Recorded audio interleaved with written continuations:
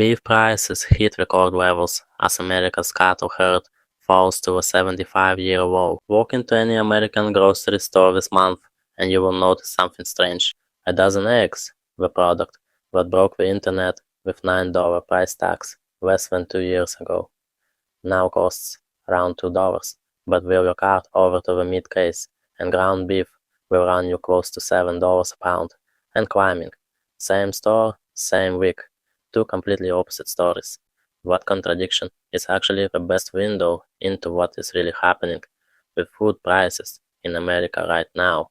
Today we are breaking down why beef became the most expensive protein in the country, why eggs did a complete about face, and how a flesh-eating parasite in Mexico and a war on the other side of the world both ended up affecting your dinner table. Let us start with the numbers. Groceries in the United States were up 2.7% year over year in July 2026, which sounds like things have normalized after the pandemic spikes. But normalized does not mean cheap. Grocery prices today are roughly 33% higher than they were back in 2019. The average American family is spending around $169 a week just on food. And underneath that calm 2.7% headline, individual categories are moving in wildly different directions. Nowhere is that split more dramatic than between ground beef and eggs. Ground beef is averaging nearly $7 a pound as of mid-2026, roughly 62% more than 6 years ago. Choice grade beef has crossed $10 a pound. So why beef specifically? It starts with a simple, brutal reality. America has fewer cattle right now than at almost any point in the last 75 years. One of the biggest drivers was drought. Over the past few years, dry weather across the Great Plains and the Southwest destroyed pasture land, forcing ranchers to sell off cattle early, including breeding cows. And when you sell off your breeding herd, you erase supply for years down the line. Rebuilding a cattle herd takes several years because replacement breeding animals have to be born, raised, and kept out of the beef supply. Economists say the US herd will not rebuild quickly because cattle reproduce slowly, and rebuilding requires multiple reproductive cycles. On top of the drought came a second, stranger crisis, a flesh-eating parasite.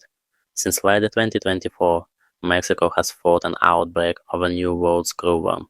To prevent it from spreading north, the US shut down Mexican cattle imports for more than a year. Mexico is an important source of feeder cattle for the US, and the shutdown removed a meaningful source of supply from an already tight market. The US began a phased reopening of the southern cattle ports on August 24th, starting with Douglas, Arizona, under strict inspection. Other southern ports remained closed. This shortage quickly turned into a political flashpoint. On August 21st, President Trump announced a temporary 90-day plan, allowing up to 300,000 metric tons of additional ground beef imports at reduced tariffs, aiming to lower consumer prices. Trump said the imported beef would be sold 25% below current market prices, but the move sparked immediate backlash from American ranching groups and farm-state lawmakers who argued that flooding the market with cheap imports undermines the long-term rebuilding of the domestic herd.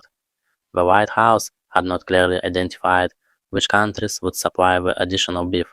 Now, compare that with eggs.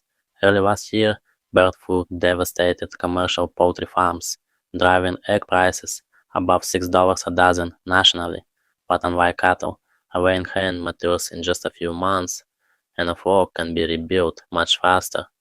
As farms restored their flocks and biosecurity improved, egg prices fell back to roughly $2. What biological difference?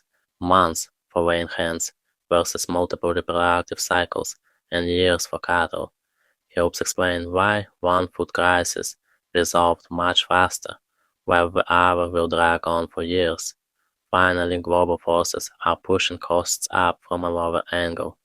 The outbreak of conflict in the Middle East in early 2026 disrupted oil shipments through the Strait of Hormuz, sending global oil prices above $120 a barrel earlier this year.